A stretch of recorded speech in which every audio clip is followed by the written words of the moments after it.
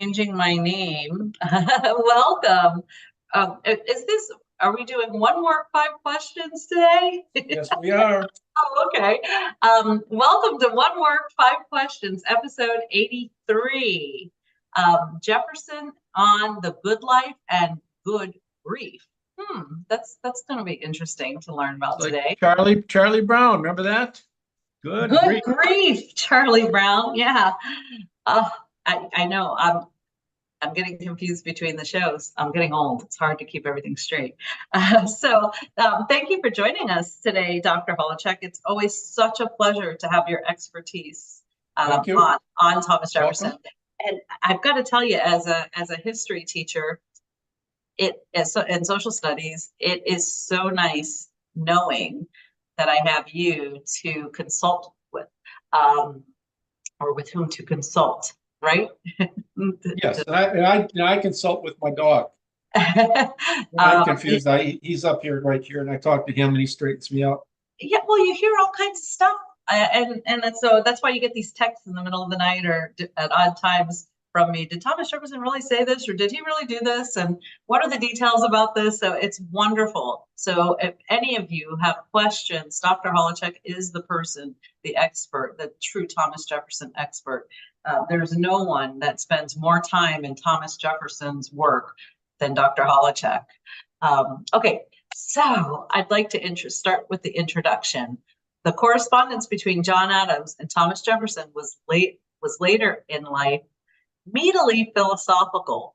The two would discuss a variety of philosophical issues: God, matter, and immatter, religion, how knowledge is possible, beauty, and sublimity, among other things. Today, we focus on that letter by Jefferson to John Adams dated April 8, 1816, that discusses the worth of life and the value of grief. Value of grief. This is your Cicero. You want to do Cicero, and I at least bringing Cicero to bear here in this show. I know. Oh, I wish I could meet Cicero. There's so many people I'd love to meet in history. Well, he's dead. I been dead know. for quite a while. Just let you know that. Well, I think we need to bring them to life through their work. You do such a good job bringing Thomas Jefferson to life. I feel like I know him. Like if he did come back to life and knocked on my door, I would say, "Come on in, Mr. Jefferson and President Jefferson." And I would feel like I know him already, and I would be able to tell him. He's hanging out with Sally Hemings, right? I would be able to tell him stuff about himself. He would say, wow, he would be surprised that I would know so much. So before beginning, I remind listeners of the aim of this program. We look at one particular writing of Thomas Jefferson and either examine it thoroughly to see what other scholars have not seen, or we critically analyze some portion of the letter as a springboard for further discussion. So in this episode, we do the latter. I'm Donna Vitek, and this is One Work, 5 Questions. There we go. Okay. So, are you ready for question 1? I am. Shoot. Okay. So, just how does such a conversation begin? Such a conversation because the letter covers several things. The letter covers. I'll start with what John Adams writes. John Adams sends Jefferson a letter. He says, "This is the most frivolous letter you have ever read." It's dated March 2, 1816. And Adams writes in it, "Would you go back to your cradle and live over again your 70 years? If I am prepared to give you an answer," says Adams, "the question involves so many considerations of metaphysics and physics, of theology and ethics, of philosophy and history, of experience and romance, of tragedy, comedy, and farce, that I would not give my opinion without writing a volume to justify it." Typical Adams is he brings up a question. He brings a philosophically a fairly interesting question. I might ask readers, if or listeners and viewers, to if they want to give their 2 cents in the commentary of the video. Would you live your life again? Very interesting question. And so Adams is always mulling over certain philosophical issues, and I don't think he ever goes too deeply with them, but he's always interested in Jefferson's opinion. So, I mean, he just comes up with some idea he wants to know. Jefferson and Adams are no longer young men. I think Jefferson is what, 70 here? And Adams is older and nearing death, and they think about such questions. If you could live again, would you do it? So very interesting. It's an interesting question, I think.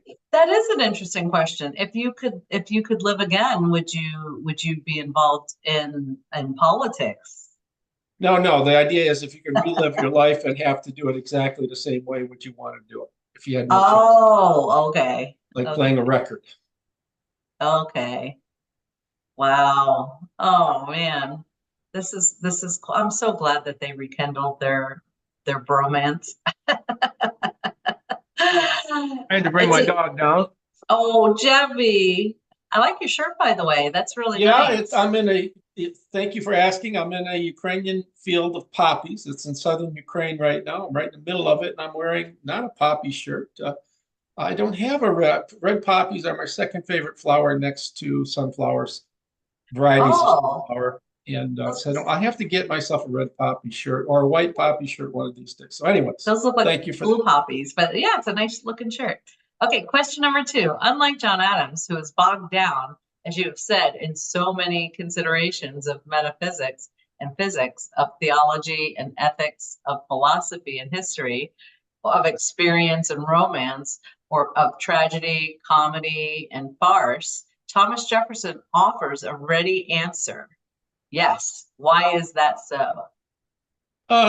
Here I want to go to screen share and go to the first slide here. And this is what he says in the letter. Let me make this larger for viewers.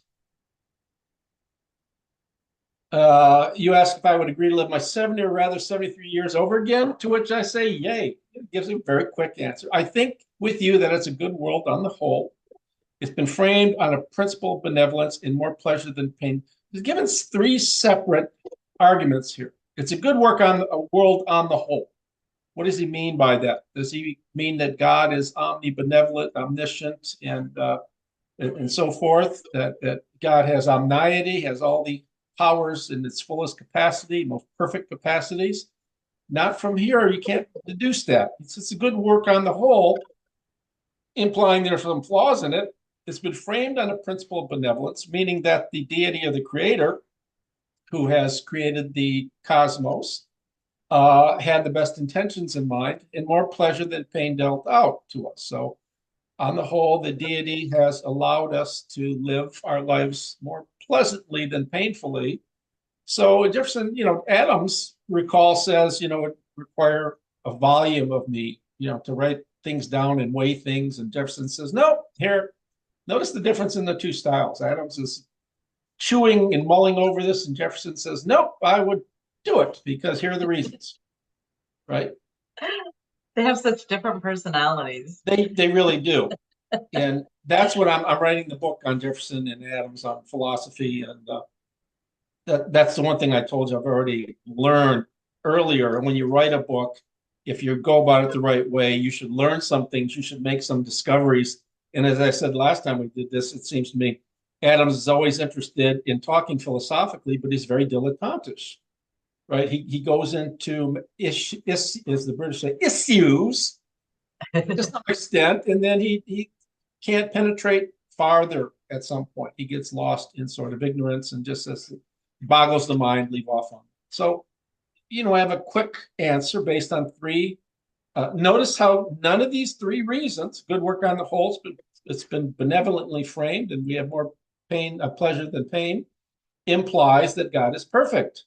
It implies that there's a creator, just implies that the creator did the best he, she, it could, whatever you want, whatever pronoun you want to give the creator.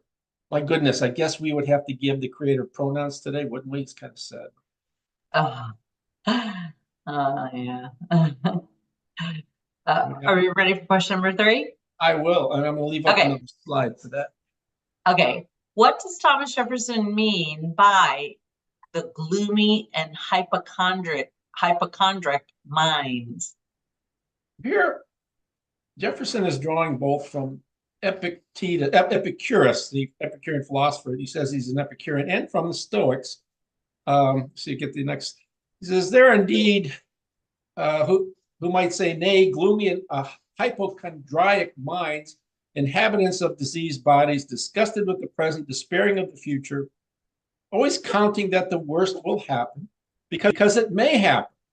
Listen, something bad might happen, so it will happen. That's the pessimist, right? To these I say, how much pain have cost us evils which have never happened? Very stoical argument. And an Epicurean argument, stop worrying about things that might happen, bad things that might happen, because they might not happen. And when worrying about it, causing yourself mental distress, which makes the pain, it decuples, it multiplies it times 10, the pain. He says, my temperament is sanguine. I steer my bark with hope in the head, leaving fear astern. My hopes indeed sometimes fail, but not oftener than the forebodings of the gloomy. So if you have a choice between being gloomy and pessimistic, what's the song there? Don't worry, be happy or something, right? Yeah. Sort of Jeffersonian view here. So I mean, that's it. Don't worry about stuff. I mean, you cause yourself a lot of pain worrying about something that might not happen. How silly is that? What a waste of time. Right. And worrying doesn't change the outcome. No, it doesn't do anything. I mean, so you worry, right? Right. What happens? Yeah, so I mean, I'll leave it at that. Okay. I'm saving time because the last question you have for me, I have. Okay, question number 4. You talk of Thomas Jefferson turning stoical in his reply, yet he expressly disavows stoicism. Why? Well, Jefferson is by like Cicero. Cicero was an eclectic, which meant he drew from all different schools and he never aligned himself neatly with anyone's school. Yet, whenever he came to ethical considerations, and we'll do that in the last question, he was always completely a Stoic. He always sided with the Stoics. And Jefferson's the same way. He claims that he's not a Stoic, that the perfection of the moral character is not in stoical apathy so hypocritically vaunted, and so untruly too, because impossible, but in the just equilibrium of the passions. Here's the argument between Aristotle and the Stoics, right? Aristotle argues that passions are necessary. Humans are passionate animals, they're rational animals, but they're also passionate animals. So when something bad happens, grief is an important thing. When something good happens, happiness is an important thing. Worry and all the, but the thing is, for Aristotle, these should not be overdone. They need to be done in the right way at the right time, according to the right circumstances, and so forth. So Aristotle thinks that the best thing is allow passions some play, but balance them out, keep them under control. And the Stoics would say, whenever you allow any passion, any kind of a play, it goes overboard. It's like saying, imagine you say, okay, I'm going to invite a rowdy drunkard to a socialite party, elite socialite party. And okay, but the thing is, I'm going to tell him just behave. Well, the Stoics would say he's not going to behave. Right. That's like the passions. He's just going to be a rowdy drunk. He's going to ruin the party because that's what rowdy drunks do. And Aristotle would say, no, well, if you don't invite him, don't invite him. The point is that a person needs to learn how to tame his passions, use reason to tame the passions. The Stoics would say these passions are uncontrollable. It's better never to vent them at all. Mm-hmm. Now, the Stoics did talk about eupatheia, which are good passions, right? But they're talking like hope and things like that. Hope is not it's a very mild passion. Mm-hmm. You don't, for example, if you're waiting for something in the future to happen, you hope it'll happen, but if it doesn't, you're not crushed.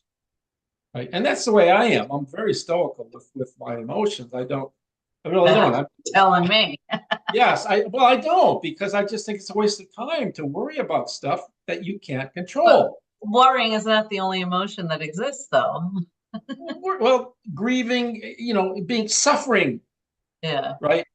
because of some future event or some past event, right? I had a bad, and I joked one time I had a job interview many years ago. I had someone really bad interview, and I realized I wasn't going anywhere. So in the middle of the interview, I said, "Hey, I had a bad childhood." Of course, I wasn't going to get the job then. I wasn't going to get it anyway. But the idea is I had a bad childhood, and let's start to say, give it a break. Who hasn't had a bad childhood? Who hasn't had a good childhood?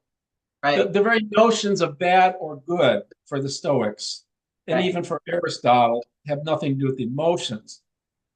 Goodness for the Stoics relates to virtue and only to virtue. Badness is to vice, and anything else is just neither good nor bad, right? If someone dies, it's not good or bad. It's just people die.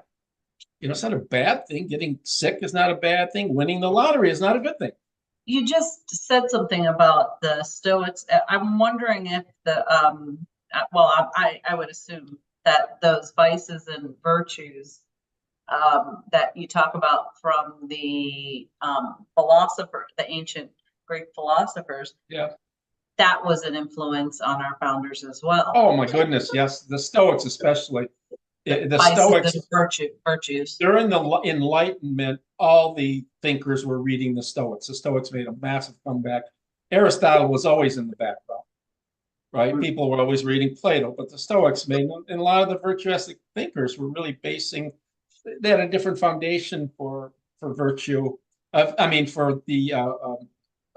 For ethics and so forth, but really they were reading the Stoics. A lot of their views were mightily influenced by the Stoics. And so was, I've said that about Jefferson. He was a Stoic, even though he disavows Stoicism. So that's that. I mean, in short, Aristotle thinks I'm more of a Stoic, but most people would disagree with me, and that's fine. Aristotle thinks passions are necessary. Corral them. And of course, it takes reason to corral them. It takes time. And I would add one other thing before we get to the last question is, being virtuous, for example, for these people, and Jefferson really was very interested in being virtuous. We tend to think today you're either virtuous or you're not. You're good or you're not. That's not true. It's like anything else. I want to be a good baseball player. You practice. You want to be virtuous, you practice. Well, and also that just because, nobody's perfect. So 90% of our behavior may be virtuous, but there may be some things that we do that aren't so virtuous. Well, the idea is virtue for Aristotle and Stoics is a choice you make, right? It's doing the right thing. Aristotle says in book 2.4 of his Nicomachean Ethics, it's choosing the right thing. It's knowing that you're choosing is the right thing, right? So there's voluntary aspect. You choose it. You choose it because you know it's the right thing to do, but that's not enough. Knowing that it's the right thing to make you virtuous, you have to have a virtuous disposition.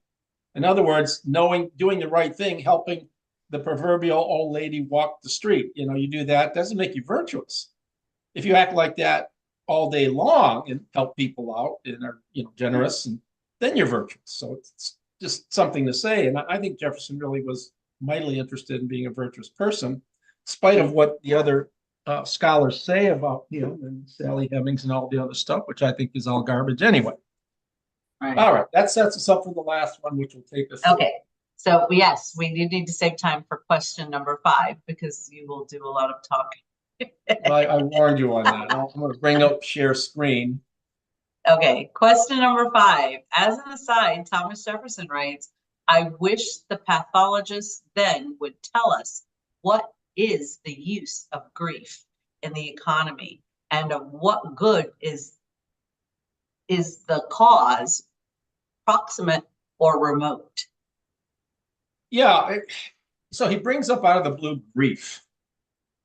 And that always sort of blew me away. Why does Jefferson bring up grief?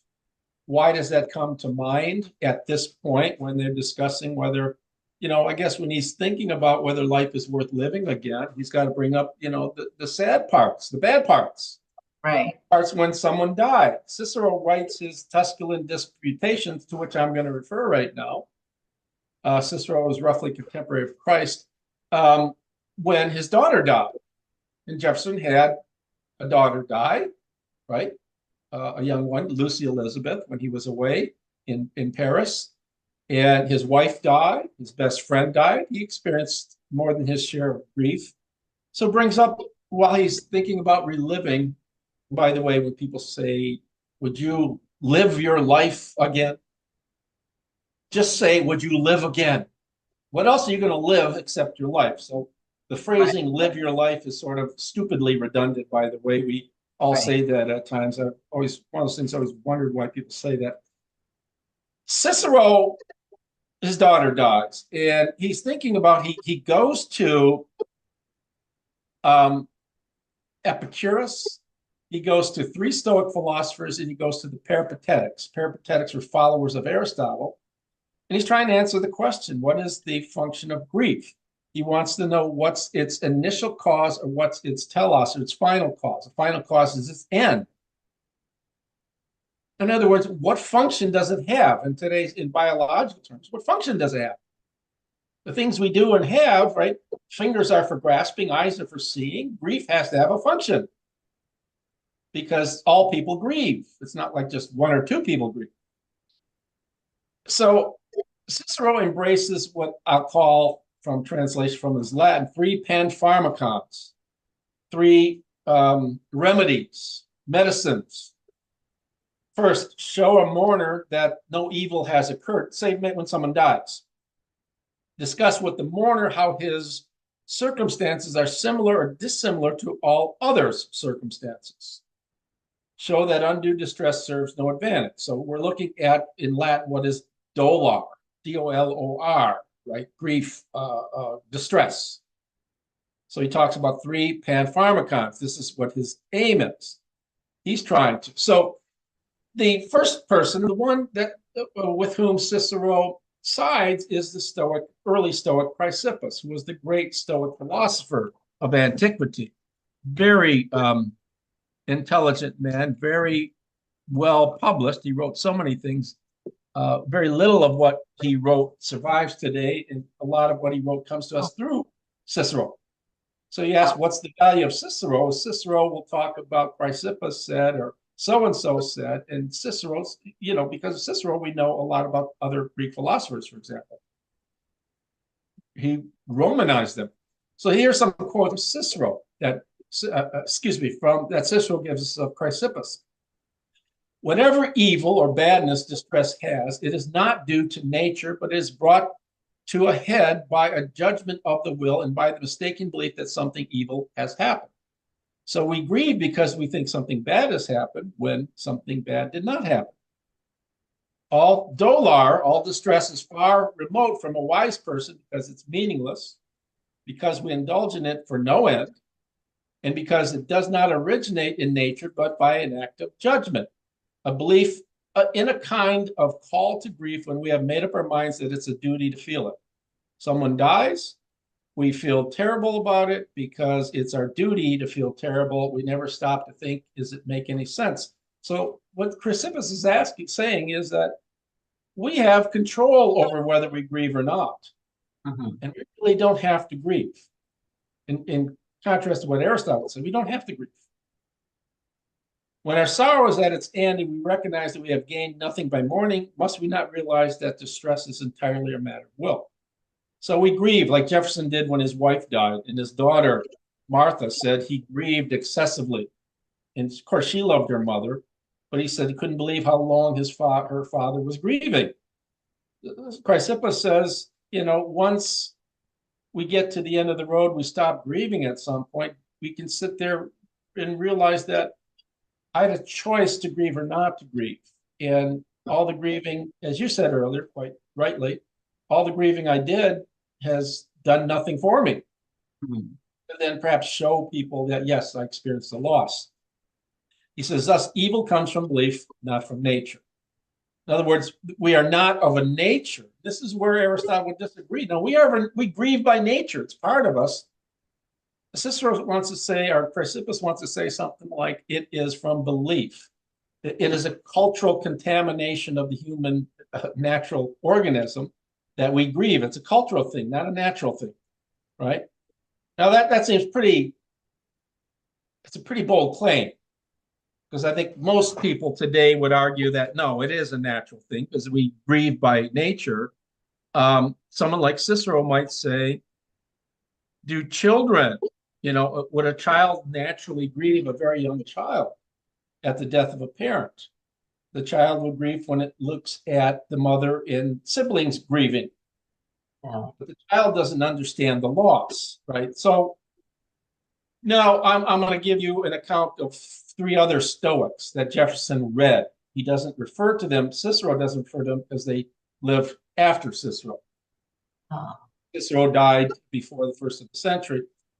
Seneca, who is my favorite Stoic philosopher, says, he gives an argument, and I spell it out here, and these are all worth considering. And I give them because Jefferson read all these Stoics a lot.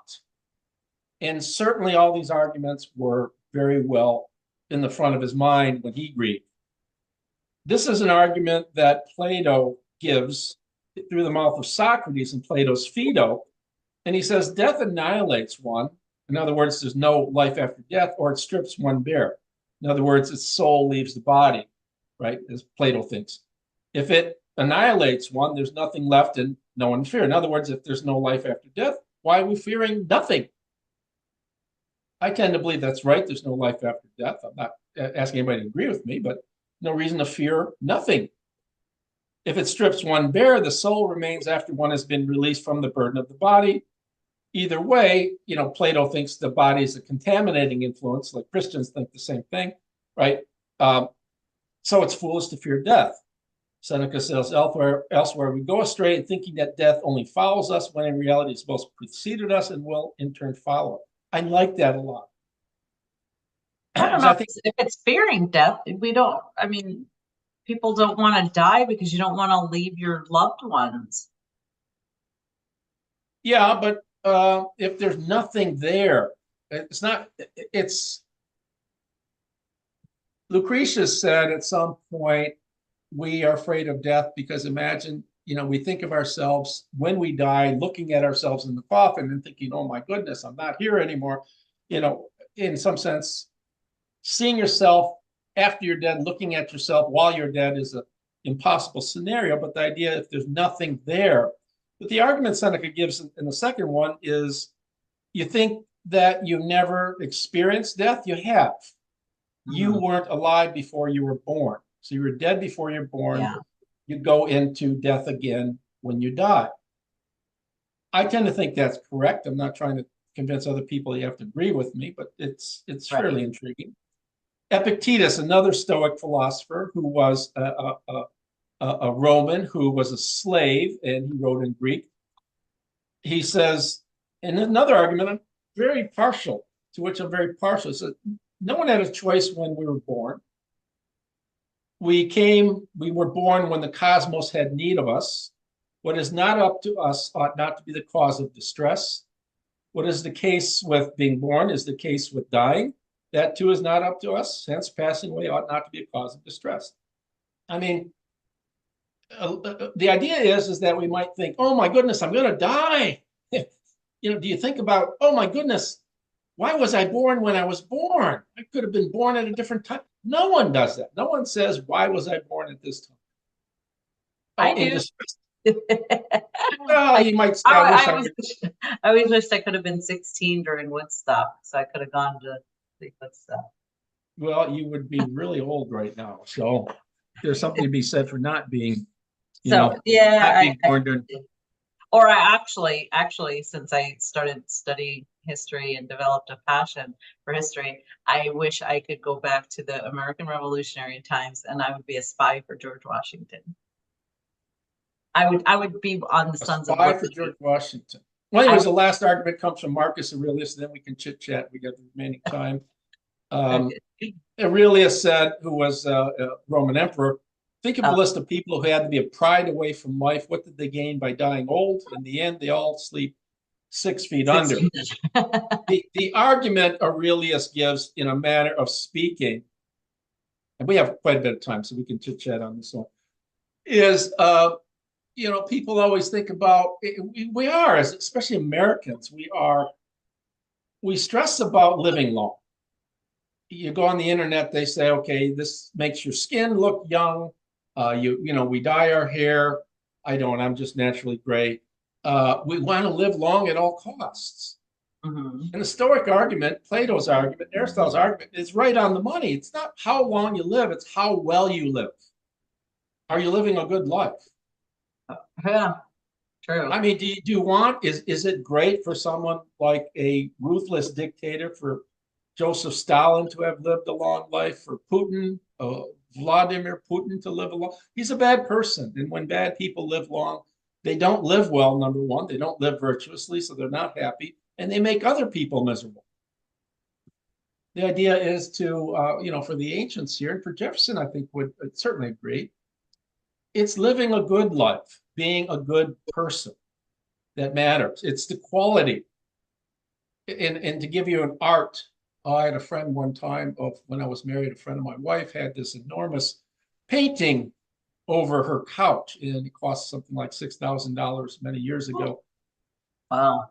And she was all excited about the painting because it matched the color of her wall and her couch. You imagine what I said. I sort of lost it. You don't understand a work of art because it matches your wall color or it matches your couch. Right? You're putting a price on. In effect, you don't do that with works of art anyway. You can't. Education, you're in education. And I would teach philosophy, and I always thought grading philosophy was ridiculous because we're talking about things like we're talking about today. Should I fear death? What's a good life? What's a bad life? How do you put a price on that? How do you grade it? If someone reads Aristotle's Nicomachean Ethics or his Politics, and I have a young student who masters it, or you have a student in one of your classes who masters something, how do you measure that? You can't. There's a qualitative change that goes on in that person for the rest of his life or her life. And it's an amazing thing, is it not? I mean, what do you think? Yeah. I don't know. I kind of disagree with a lot of this train of thought, but who am I? You come from, this is a philosophical perspective. And what you have to do to understand, you have to put everything you believe in abeyance. You come from a particular religious perspective, right? I did too. I disavowed it.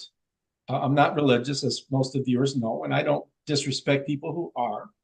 But to really understand philosophical problems, you have to put all that stuff on the back burner and just listen, just try to understand what these people are talking about. Because it makes, why are we afraid of death? I mean, if you're not born into Christianity, you're born as a Muslim. You're born as a Taoist or something, right? Put that aside and just look at the sentiments here, look at the arguments given. And, the argument that Aurelius gives, I didn't ask to be born. I never complained about being born when I was born. I just was. I'm going to die at a certain point. I should not complain about that. Right? From we know of science that each of us, sperm hitting egg and the whole thing, it's winning the lottery, right? The probability of that happening, we've won the lottery already by being born. Right. Think about the millions of cells, I don't know how many millions or whatever there are in the act of procreation that don't become a human being. Right. Didn't win. So it's pretty, I'm very attracted to the Stoic arguments. I think Jefferson was too. And remember when Jefferson, prior to his death, the doctor, Utley, asked him, you want some more laudanum, Mr. Jefferson? And remember what Jefferson says? Do you want any more? He said, no more. It's time to die. He realized. Oh, yeah. Yeah. And Seneca says somewhere, what are you afraid of dying? Why are you crowding the cosmos? What he meant by that, you've lived your life. It's time for other people to inhabit the globe And that's what Jefferson meant by generational sovereignty. It's a very stoic argument. I've had my time in politics. Let the next generation who are younger and smarter and better able have their time. And I like that argument. I think it's applicable. It's part of Jefferson's political philosophy. It's a moral argument, right? Is that like after 65 that you feel that way, or, no, it's no. 55 is too young to feel that way. Jefferson would probably say, no, Jefferson would probably say, in your 40s at sometimes, time to move aside. 50 maybe. He doesn't put a date on it, but there are younger kids going into the University of Virginia, getting an education that know more than I do. Presumably, Jefferson thinks that every generation is going to be slightly smarter than the one preceding it, on average. It's time to move aside. And you have to know when it's time to die. That's so funny that this is so ironic that you're saying this, because I just said this to my students. This is what I say when teaching civics. That, what I ask them, what are you leaving for the generations that are going to come after you? And my job now is to teach you how to maintain the constitutional republic. So when I'm gone, you can take over. It's going to be it's handed the duties of maintaining a constitutional republic are in the younger generation's hands. And if you don't understand what I'm teaching you, that we risk the possibility of losing it. So, and what Jefferson thought was sustainable, what would transfer from generation to generation in the Declaration were liberty and equality. Mm-hmm. Those things need to be preserved, but he thought every new generation needs to change the Constitution with respect to its new needs, because they're getting smarter. We're learning more about science, about the way the world works. The Constitution needs to change all the time. Mm-hmm. But what can't change is respect for human liberty, human equality.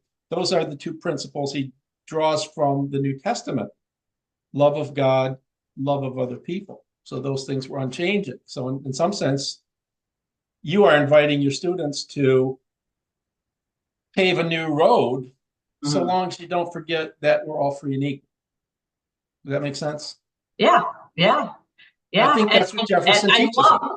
They can tell. I love teaching them this. I love teaching them what our founders put forth for us.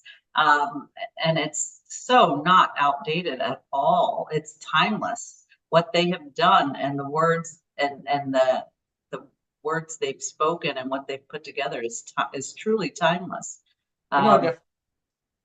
Oh, Jeffy's going to pay us a visit. Jeffy, it's been a long time. He might have to poop pretty soon. I don't know, but he wants to laugh or what. Okay, the audience doesn't need to know. I mean, yeah. If you have, I know we're getting close to running out. We got a little bit. But yeah, I visited at one point. I visited Ellis Island. Okay. And I want to say, you read the stories about the people coming in, the excitement, the joy. The people who came in and didn't make it had to go back. Oh. It's a wonderful. I understand we are under less than a minute, but I'm just bringing up the story about Ellis Island. It's wonderful. People coming in, seeing that Statue of Liberty, as did my grandfather, and just being moved to tears to see a Statue of Liberty, a country that lets you speak your mind. And I always try to tell my students, remember, like you're telling me, the sacrifices our grandparents and great-parents made so that you can have your education. You can sit in the classroom. Right. I'll leave you with that. A final word on that? Well, you can give the final word. I just want people to remember the sacrifices that your forefathers did so you can have your education. You can listen to the two of us prate on about the stuff on which we're prating. Yeah. All right. I think that's about it. I like this.